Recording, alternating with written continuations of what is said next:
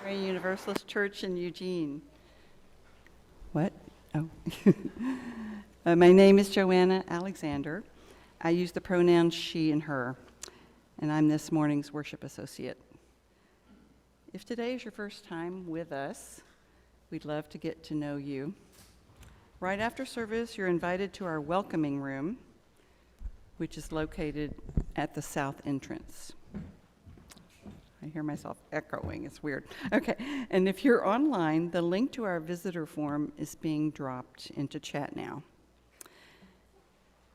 As you enter this sanctuary and at any point during the service, you may write your joys and sorrows in our book, light a candle, or place a stone in water over here. If you're joining from home, you can write prayers of joy and sorrow into the Zoom chat, which will be open until the start of the sermon. And during the week, anyone can go to the pastoral care portal on our website to let our ministers know you need some support. We gather in worship to find meaning and live more deeply. Worship creates connections within, among, and beyond us, calling us to our better selves, calling us to live with wisdom and compassion. Whoever you are, whomever you love, whatever your image of the holy, we're glad you're here. Adeline will help me light the chalice. Are you there, Adeline? Yes.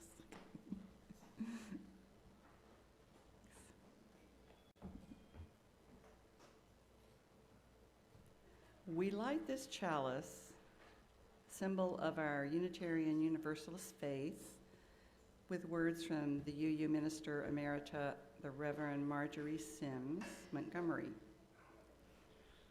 Life is a gift for which we're grateful. We gather in community to celebrate the glories and the mysteries of this great gift.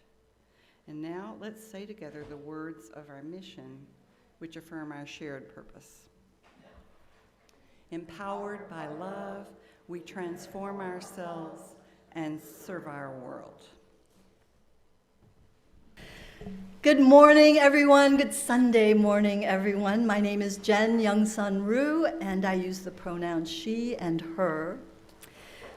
Today, after worship, you are invited to the Summer Inquirers classes. They'll take place in the South Foyer over there. Over there, you can learn more about our UU faith and what it takes to become a member of this congregation if you choose to do that. And we're also having a drum circle today at 12 noon. Joe, is it true that anybody can come? Yes, anyone can come. But what if we don't have any experience? Well, that's perfectly fine. And what if we didn't bring a drum? That's fine too. I have many in my office. All right, great. Thank you. So lots of fun things happening this afternoon. As you are well aware, one of the many recent Supreme Court decisions has recriminalized abortion for millions of women and their healthcare providers. There is so much to say about the Supreme Court and what they're doing these days and about our current divisive political climate. There is so much to say about white Christian nationalism, but today, just for today, I want to focus our conversation on us and not them. I want to focus on us and how we grapple with the moral complexities of life and death and personhood. I want to tell you that we will be facing this issue kind of head on. And so if this is a topic that is tender for you, just please take care of yourself. Across the hall is our chapel, and if you feel like you want a little more private space, you can go in there. There is a TV that will Zoom the service. Or you can take a walk around our beautiful grounds. So come. Come, let us engage the principles of our Unitarian Universalist faith. Come, let us worship together.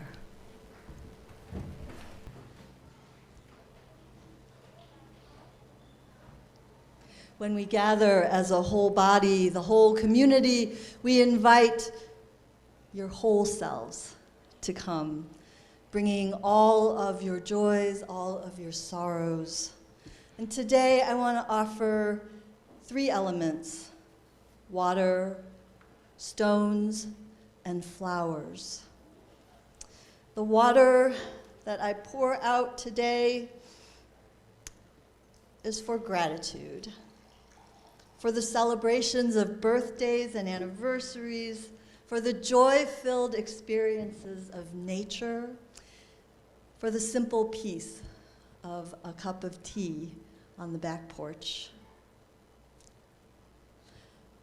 I want to lift up Ruth Demler, who celebrated her 90th birthday this past week.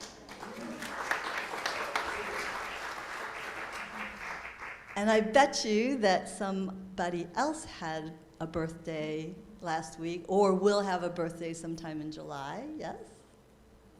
Yeah?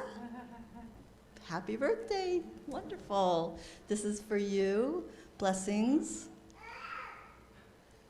And for all the other joys, for homecomings, for safe returns.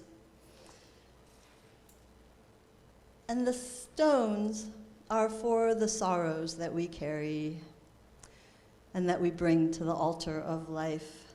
These stones are for our personal sorrows and our communal sorrows. These are prayers for help me, please. Help my loved ones, please. Help our world, please.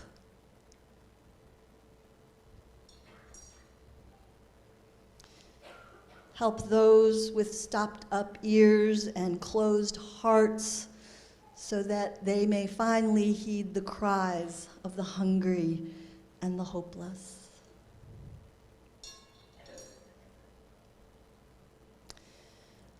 I want to place stones in water for several people in our community who are healing from surgery or injury. Sally DeCoo. For Avnas Marsh, finally home after a major surgery. And we just heard from our business administrator, Jennifer Williams, that as she and her family were on vacation in Las Vegas, they contracted COVID, quite a serious case. So we lift up our prayers, especially for Jennifer. And one more stone for all of the sorrows and the prayers that you hold in your hearts for yourself, for your loved ones, for our community, for our world.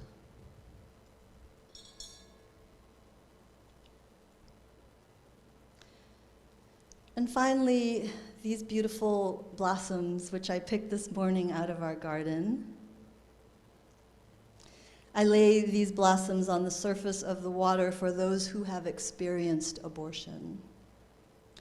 No matter what our personal beliefs, it is important to acknowledge that there is a real emotional impact of abortion. And we cannot assume that we know what it feels like for anyone who has had an abortion. There are so many different kinds of stories, and each of them are held here in love today. This is a blossom for feelings of gratitude, feelings that this was a blessing. Here is a blossom for grief. A grief made more complex because they had to pass through a gauntlet of protesters shouting and screaming at them as they made their way to a health clinic. a grief made more complicated because there is little permission in our society to grieve this kind of loss.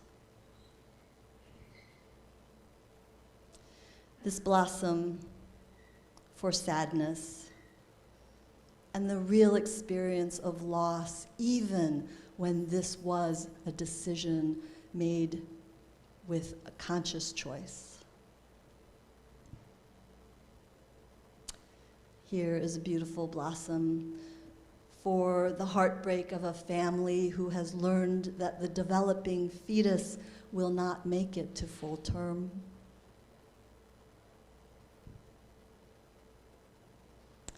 Here is the teenager who learns that she is pregnant and makes a very grown-up decision to abort because she has plans for her life.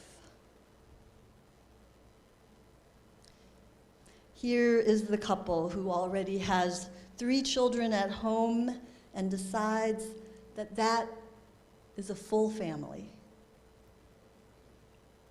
There are so many, many more stories, nuanced and as delicate as these flowers. May your stories be held as these blossoms are held in the water. May you know that in this silence, your voice and your stories are heard. Let us breathe together. Breathe in grace. Breathe out gratitude. Breathe in whatever your body needs right now.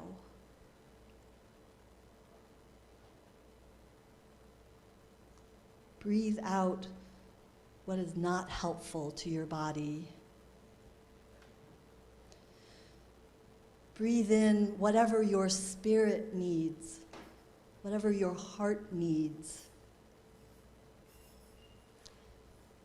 And then breathe out whatever you want to share with each other.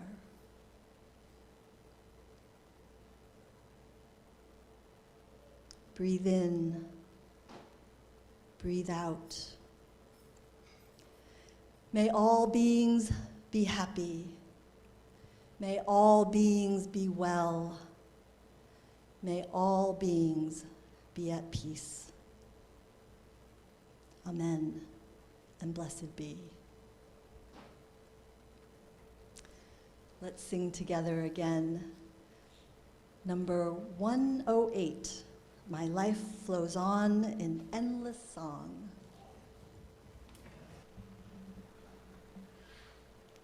You like my button?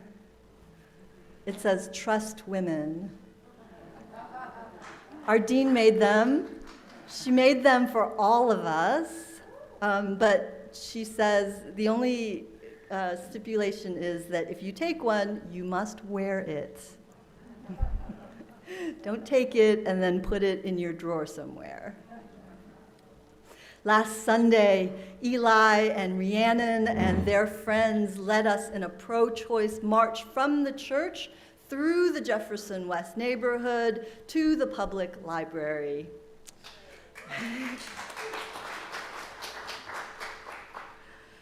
When we, people of faith, take to the streets to protest, it is from a foundation of love. Our voices of protest come from our practice of individual conscience, innate moral capacity, and a deep commitment to the worth and dignity of every person. People of all faiths and no faith at all hold their own beliefs about the rights and the wrongs of abortion, and that's how freedom of religion is supposed to work. We are all free to live according to our own moral principles, as long as we don't compel or coerce or harm others. But that's exactly what's happening today. Powerful people who hold certain beliefs about the rights of the unborn are tyrannizing people who hold different beliefs. And at the center of this conflict is the understanding of what personhood means. Now, our first principle as Unitarian Universalists is the promotion and affirmation of the inherent worth and dignity of every person. Is person the same thing as human being? I mean, I know that when I preach, I interchange those things, but are they the same? Have I always been a person? Will you ever stop being a person? At what point did you start becoming a person? And at what point will you stop being a person? Does anybody have any answers? Because I just have questions. When you were born. We're not sure about the conception part. Yes? Everybody can easily be their own person. Nobody thinks that. Some people are judgmental enough they will try at least to take their way right to being a human being. But in many scenarios, you're not a human being if you're female. You're not a human being in sexuality. People try to take that away. People try to take away your humanity, but that doesn't mean that you're not a person. So you may be asking, well, what difference does it make? I mean, we're all people. What's the big deal? Why does it matter that we spend some time defining what a person is? Well, our whole Western system of laws and justice, starting with the Magna Carta, guarantees basic inalienable rights to certain people. Who or what is a person has been decided by the courts. Now, in the very beginning, the definition of a person was limited to just a few. Slowly and imperfectly over time, the white, land-owning, educated men allowed the expansion of these definitions of personhood. After the 14th Amendment was ratified, they even started granting personhood to corporations.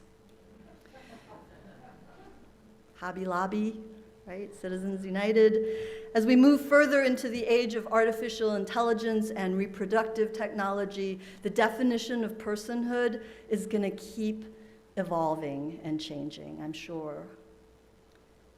One of the current conversations happening within our own UUA, Unitarian Universalist Association, our denomination, is whether or not to expand the definition of personhood in our first principle to include animals.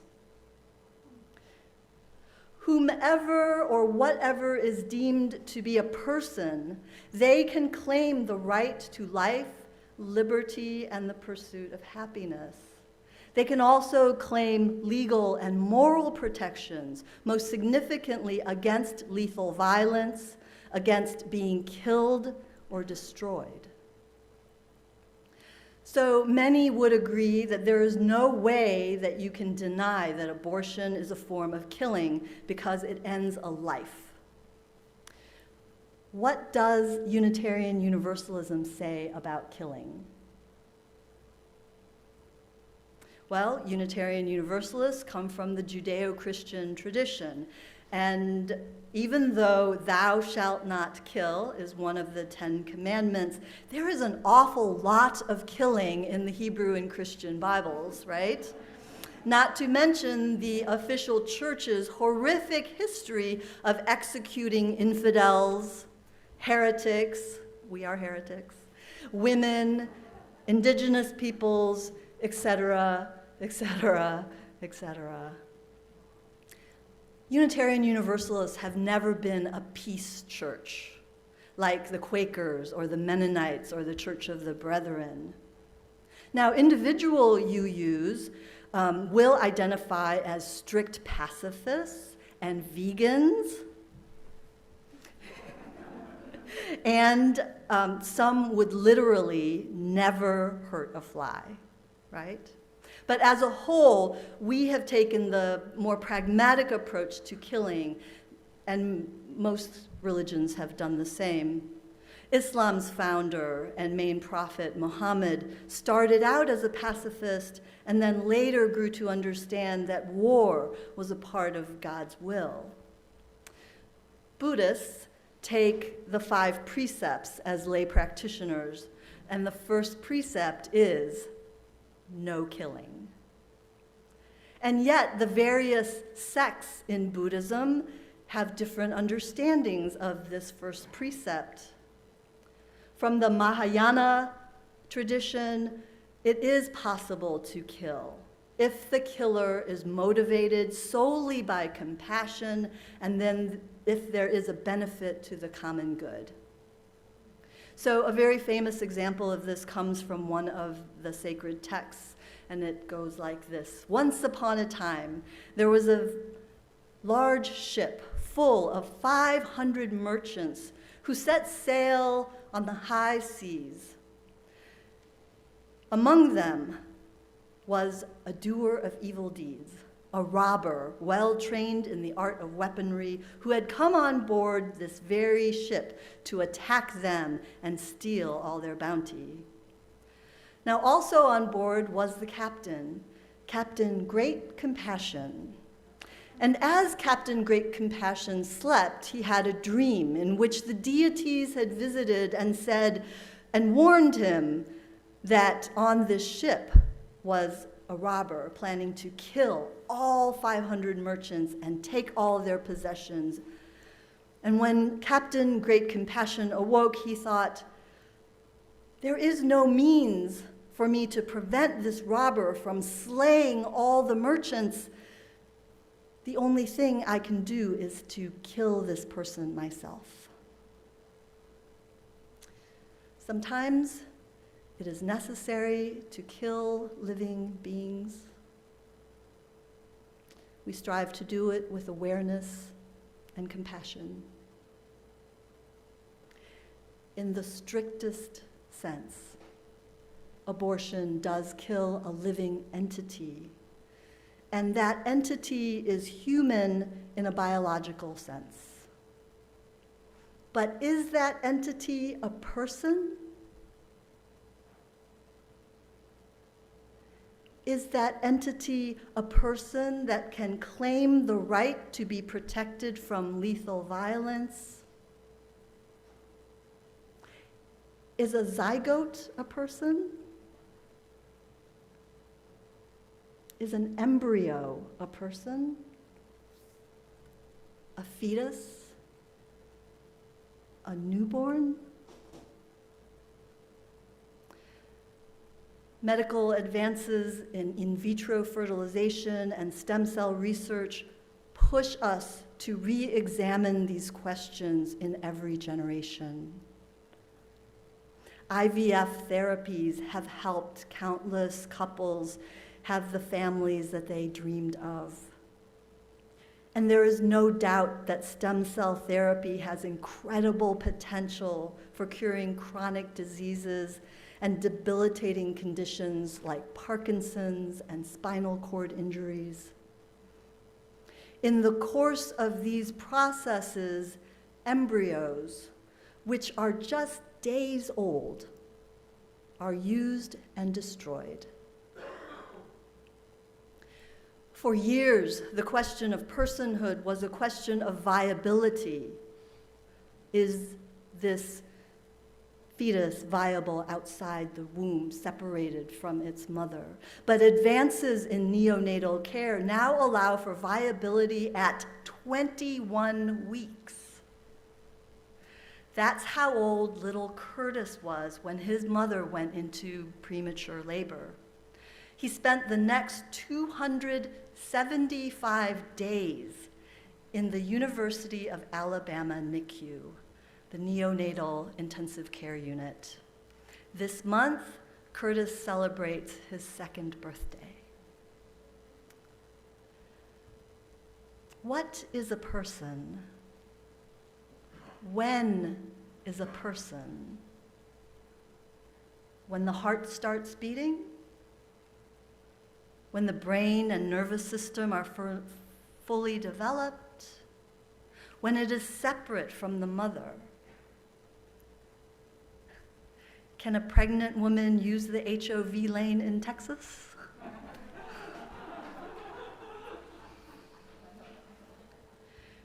Unitarian Universalists certainly don't have all the answers, or even a few of the answers. You know, when it comes to the abortion question, though, we have been very clear about our position. In our 61 years as a religious association, we, the member congregations, have passed no fewer than 21 statements of conscience, actions of immediate witness, and resolutions related to reproductive justice. The most recent one was passed just a few weeks ago. I pinned it like the 95 Thesis on the back bulletin board. You can also find it on the UUA website. It's called We Do Not Consent. We do not consent, rejecting legal challenges to abortion. While individual UUs have their own feelings and beliefs about this, there is no question that the member congregations of the UUA firmly support safe and legal abortion. We take these positions from a theological foundation. We start with our moral capacity and bodily autonomy. First, moral capacity. Fundamental to our UU faith is our capacity to think for ourselves, to reason, and to come to a moral understanding within a covenanted community. It is our free and responsible search for truth and meaning, not adherence to an external authority. This is why individual conscience and the freedom to act accordingly is so important to us. And that's why we fight so hard against tyranny. This belief in our capacities comes from the Christian concept of imago Dei. It says that we are made in the image of God, and therefore all persons have something of the divine in each of us. It's like that everything seed. And that includes an abundance of spiritual gifts that we are compelled to develop over our lifetimes. We are called to unfold these innate capacities, and one of those wonderful capacities is moral capacity, the ability to be able to discern right from wrong. Using that capacity, we engage the difficult question: at what point does a developing fetus have a moral claim to survival? We're not going to come up with the same answers. But what we have promised each other is that we will grapple with difficult, challenging questions together and within the bonds of a spiritual community. Bodily autonomy is also an important part of our spiritual foundation and helps us to take a pro-choice stance. And while we may not have the answers to when a human entity becomes a person, there is no question that a pregnant woman is a whole person, and that that woman can claim their full rights as a person. The concept of bodily autonomy has developed within our growing and living faith tradition, thanks to the rise of women, people of color, LGBTQIA folks, and people living with disabilities, and all kinds of people inhabiting all kinds of bodies.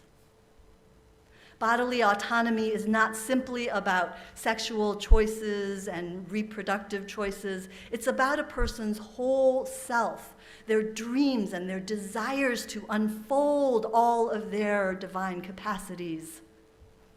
Every body on earth should have the control over their own bodies to decide what to put in it, what food, what drink, whom they allowed to come close to their bodies. And when it comes to sustaining a pregnancy and experiencing birth, that final decision must belong to that person. Anytime a person confronts an unintended, unplanned pregnancy, it brings up lots and lots of different feelings and thoughts. May we, as a beloved community, open our hearts in loving kindness toward every person, especially those afflicted by laws limiting their freedom of choice. May all persons have the chance to exercise their moral capacity. May all persons find non-judgmental and non-coercive counsel. May they have the freedom to make the best decision they can, surrounded always by a loving and supportive community. May it be so. Amen. Let's extinguish the chalice with our unison closing words. We extinguish this flame, the light of truth, the warmth of community, or the fire of commitment. These we carry in our hearts until we are together again. And now, as you go out into this beautiful summer's day, keep alert, my friends. Stay firm to your faith. Be courageous and strong. Let all you do be done in love. Go in peace, everyone.